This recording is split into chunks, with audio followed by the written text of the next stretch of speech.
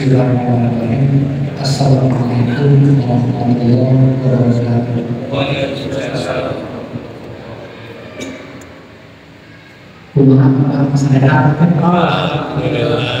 Alhamdulillahnya sebisa kembali siang kita bisa menghadap kepada Allah Subhanahu wa Ta'ala. Untuk kajian tasawuf di malam ini kita coba mendalami surah Al-Quran surah Al-Qiyamah. Al-Qiyamah itu surah ke-75.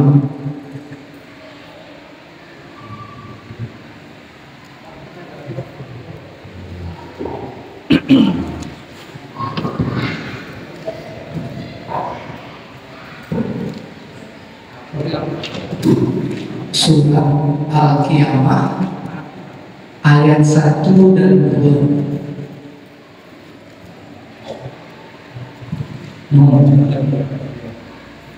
Surah Al-Qiyamah surah ke-75. Surah ke-75 ayat 1 dan 2. Tos terbuka, Pak.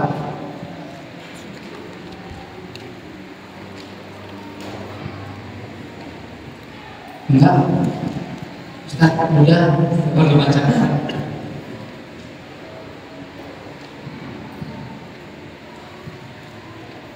أعوذ بالله من الشيطان الرجيم. أعوذ بالله من الشيطان الرجيم. بسم الله الرحمن الرحيم. بسم الله الرحمن الرحيم.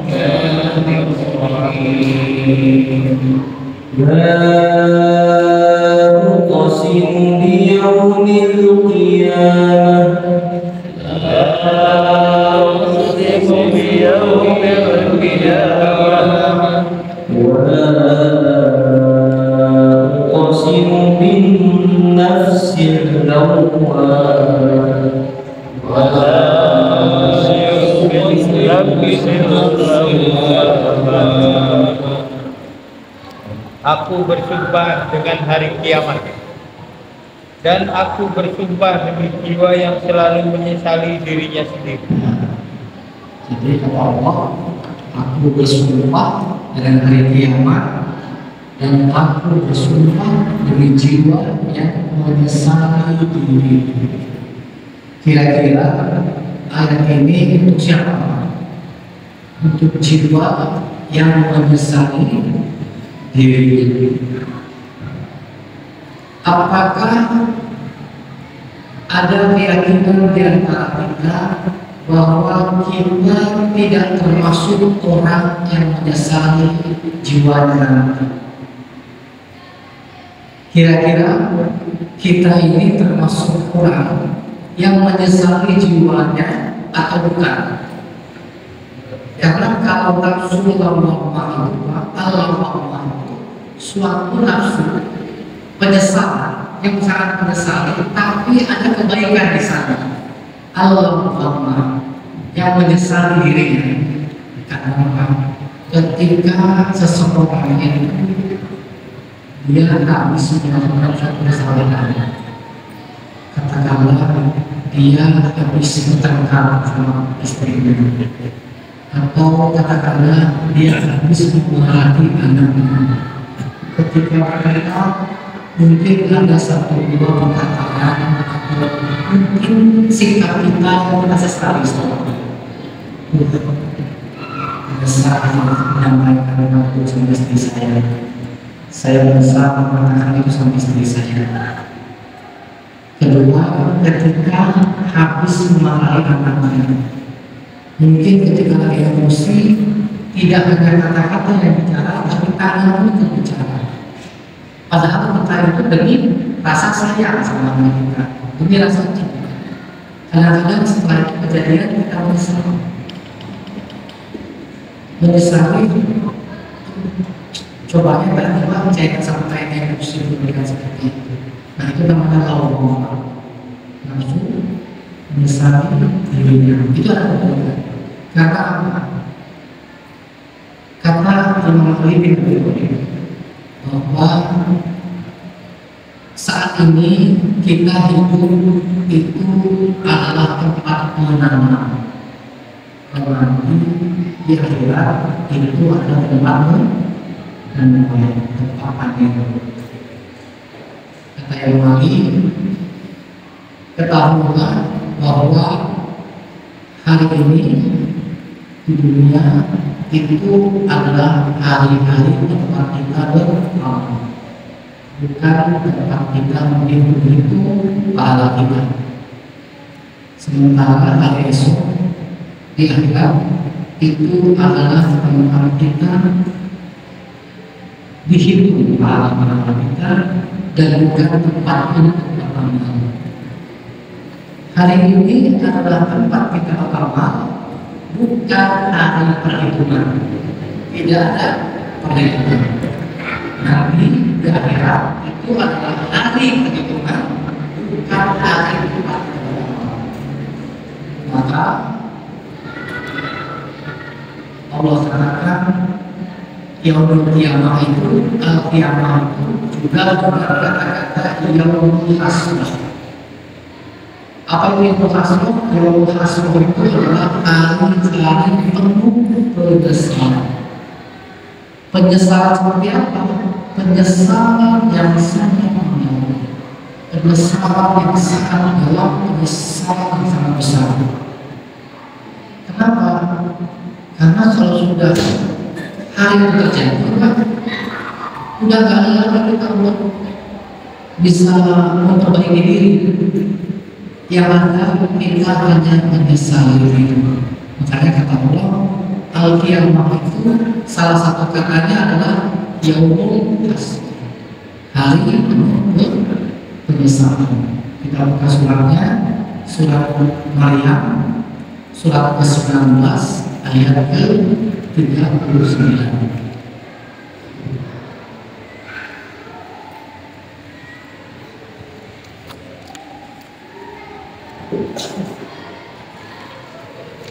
Surat Maryam 19 ayat ke-39.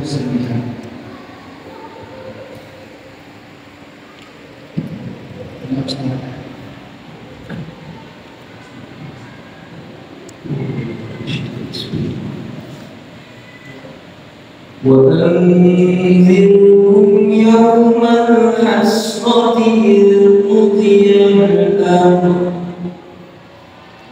وأنذرهم يوم الحسرة إذ قضي الأمر وهم في غفلة وهم لا يؤمنون وهم في غفلة وهم لا يؤمنون.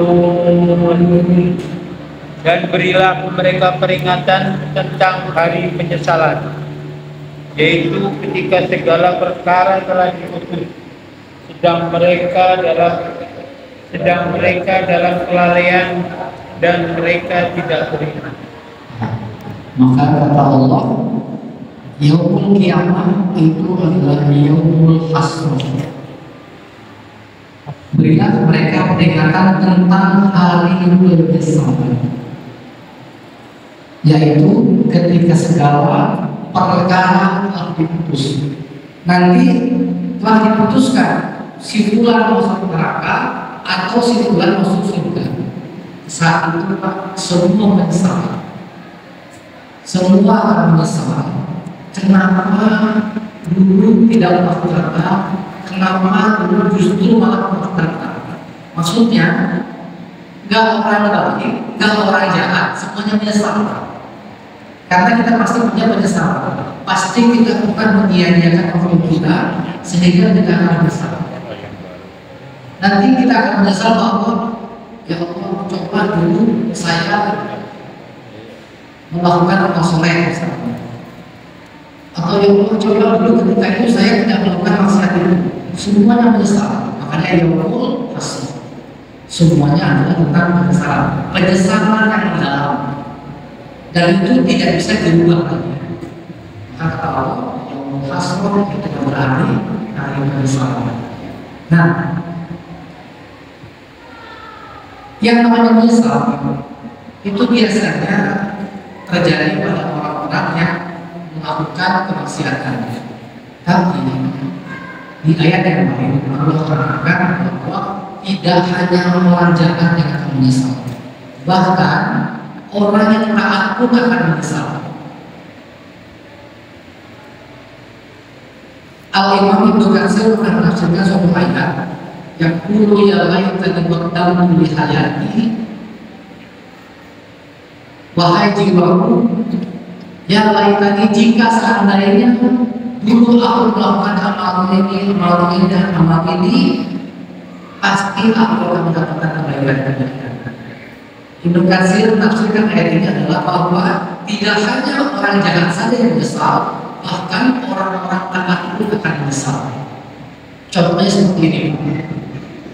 Ada seseorang yang usianya katakanlah sampai 75 tahun, tetapi kemudian dia hanya beribadah dari usia 30 tahun sampai ke 75, dan sekitar 45 tahun.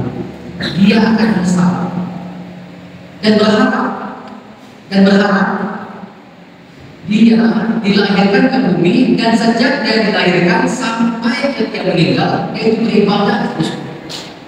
Dari bayinya sampai meninggalnya dia beribadah terus setiap hari. Kenapa? Setelah melihat begitu besarnya nikmat Allah Subhanahu wa taala, dia menyesal. Kenapa dosa saya kurang beribadah? Kenapa dosa saya kurang taat kepada Allah Subhanahu wa taala? Jadi orang baik pun menyesal, Pak. Nanti tidak ada orang kita ini, Pak, kita akan menyesal.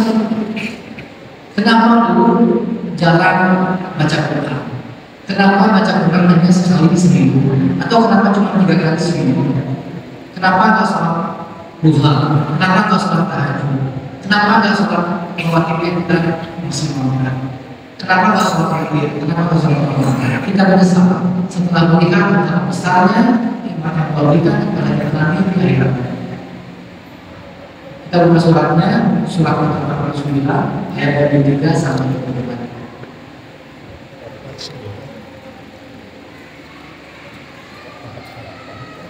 Surat 49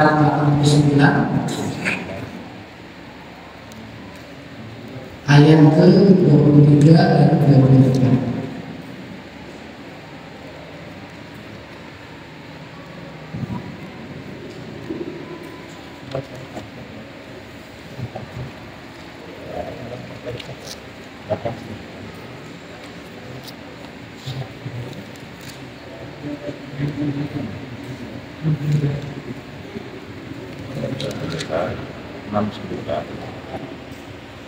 Halaman 593 dan 594. Ayat 23. 23 dan 24.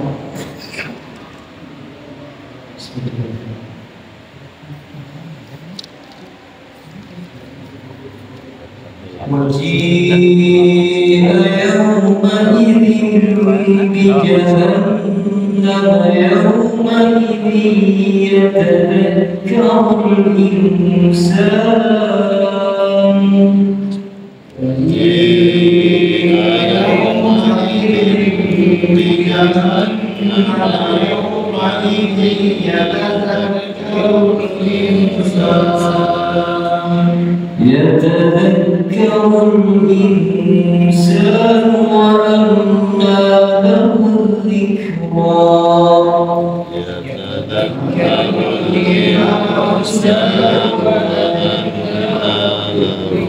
يقول يا ليتني قدمت لحياتي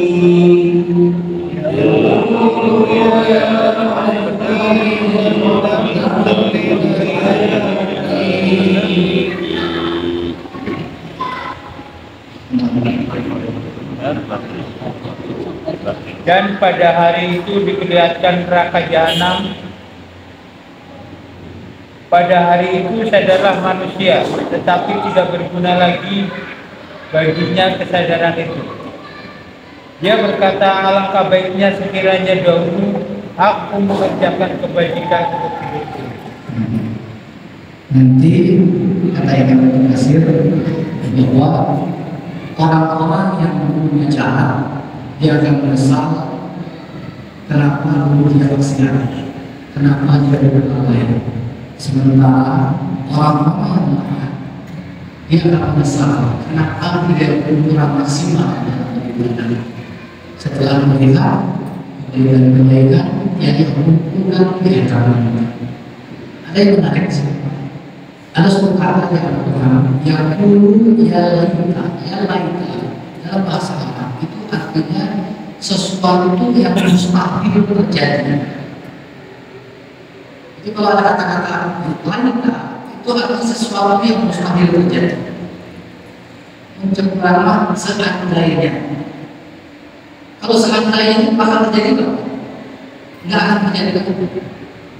Seandainya dulu saya beli rumah itu, maka saya pasti udah jadi kaya raya kalau saya jual. Artinya rumah itu udah pakai kita sudah jadi sama harga. Seandainya dulu ketika saya masih muda, saya belajar Al-Quran, maka saya pasti akan sudah bisa menguasai. Artinya kita sekarang sudah tua. Dalam lagi muda, maka kata lain artinya itu adalah sesuatu yang mustahil terjadi. Yang dulu yang lain kali program itu seandainya aku dulu mengerjakan amal soleh buat hidup.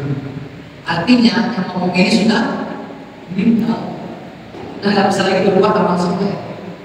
Makanya kata Imam Nawawi, hari ini adalah hari beramal, bukan hari kehidupan. Hari akhirat adalah hari kehidupan, bukan hari beramal. Lain tak ada lagi perkara berbuat baik. Hari kehidupan yang salah. Ada suatu kisah yang terjadi dengan Rasulullah SAW. Waktu itu ada seorang sahabat namanya itu Sa'ban. Pernah dengar sahabat? Ada yang pernah dengar? Ada seorang sahabat namanya Sa'ban. Sa'ban ini salah seorang sahabat yang hidup bersama Rasulullah SAW. Namanya tidak semenonjol Abu Bakar, unik banget. Tidak terkenal Umar ataupun juga siapa lagi. Tetapi dia salah seorang sahabat yang hidup bersama Rasulullah SAW. Ada kebiasaan sahabat ini yang unik. Beliau ini setiap sholat berjamaah datang duluan dan kemudian duduk di pojok masjid. Jadi misalnya menjelang waktu subuh, dia datang ke masjid sebelum kita jam 5 dan duduk di pojok. Itu ketika di sholat dan sebagainya. Nabi dan sahabat lain tahu alasan dia duduk di pojok. Karena alasannya ada di pojok itu agar tidak mengganggu jamaah lain yang mungkin mau beribadah. Tengah-tengah kata ya kan, jadi enak terus bagian. Kalau pojok kan lo juga nggak ada lagi tempat, istilahnya udah cicing. Ini kemana dulu. Jadi beliau ini selalu mampu di pojokan.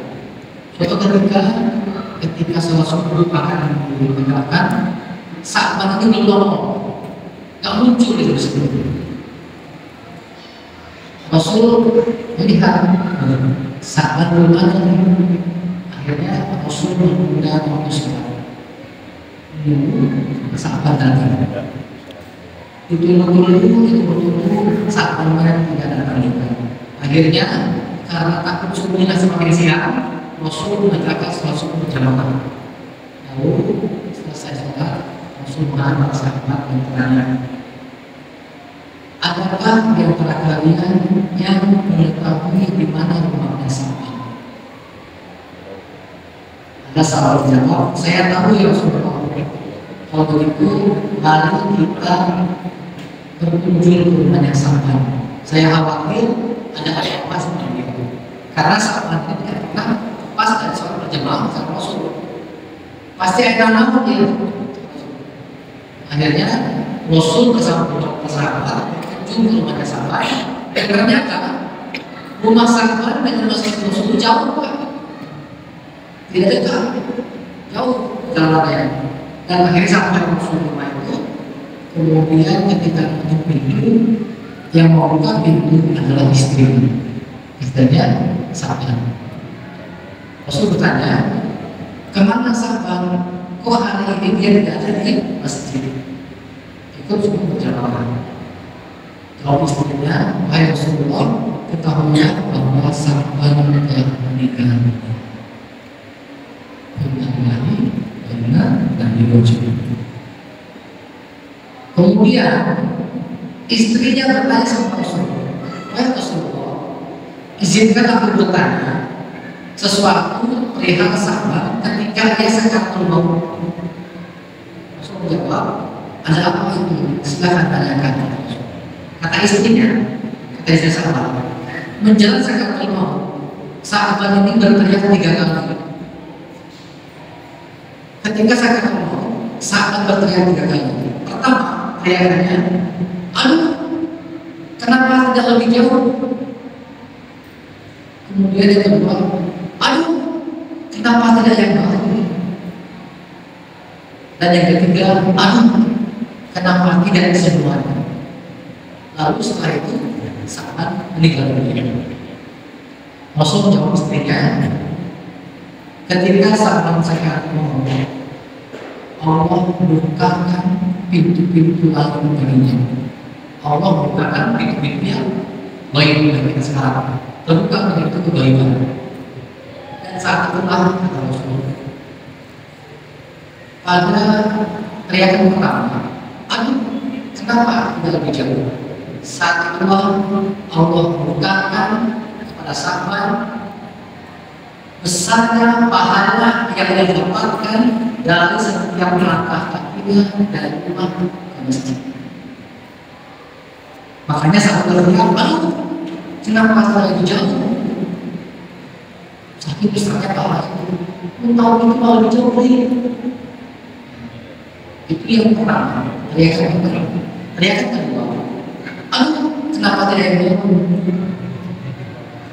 Suatu ketika Sa'ban sedang berjalan ke masjid Rasulullah SAW. Waktu itu musim dingin, dan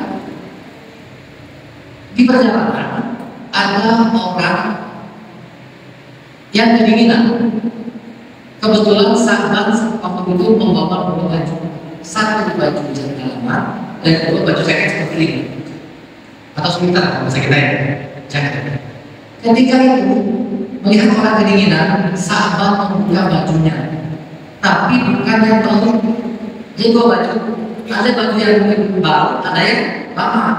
Diberikannya baju yang lama, ini kedinginan. Dan kedingin selesai, saat itu juga Allah bukakan besarnya pahala ketika ia memberikan baju tersebut pada orang. Maka kan Sa'ban, kenapa kayak baru? Saking besarnya pahala yang diterima. Teriakan yang ketiga, aduh, kenapa tidak semuanya?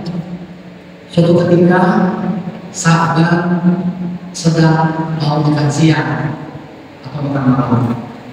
Ketika itu dia hanya memiliki separuh roti. Roti yang dicelupkan ke gelas susu. Kalau roti apa itu kan dalamnya keras. Jadi betul-betul ya, dalam untuk kalau digigit masih rasa. Jadi waktu itu kan banyak ke susu, tiba-tiba datang meminta makan. Sama Sa'ban, apa jawabannya? Dia berikan setengah roti itu. Nih, setengah apa ya? Adik, Sa'bannya mau banyak apa? Lagi setengah. saat itu Allah bukakan besarnya pahala ketika dia membebaskan orang fakir miskin tersebut. Maka sahabat bertanya, kenapa nggak semuanya? Maka dari kisah ini kita belajar bahwa kita pun yang berusaha melaksanakan semua ketaatan pasti akan besar. Kenapa kita nggak lebih maksimal? Kenapa misalnya sebelum sholat kita dari sini itikaf dulu, habis sholat kenapa nggak kita sedia dulu baca Quran, sholat sunnah? Ketika di rumah kenapa kita nggak sholat witir seperti dulu? Kenapa nggak sholat malam? Ketika subuh kenapa kita tidak menyempatkan diri untuk datang ke masjid itikaf sebelum sholat malam? Habis subuh kenapa kita nggak sholat subuh atau sholat malam? Semua kita akan besar. Walaupun kita termasuk orang-orang yang taat, artinya betapa besar nikmat yang menanti kita, tetapi itu pun ternyata tidak akan bisa kita tebus dengan semua yang kita lakukan sekarang. Mudah-mudahan dari kisah ini, dari beberapa ayat yang kita baca, bisa menjadi kita terus memotivasi diri, memotivasi keluarga, melaksanakan semua ketaatan yang lebih baik lagi, lebih baik lagi. Mudah-mudahan Allah berusaha kita, Allah akan semua salah kita. Mungkin itu saja kita sampaikan malam ini. Mudah-mudahan Allah memberkati kita semua. Jika itu kebenaran, kita harus berdoa. Dan jika itu kesalahan, murni kebenaran saya. Kita akan mengucapkan hadis subhanallah wa bihamdihi asyhadu an la ilaha illa anta astaghfiruka wa atubu ilaik. Assalamualaikum warahmatullahi wabarakatuh. Waalaikumsalam.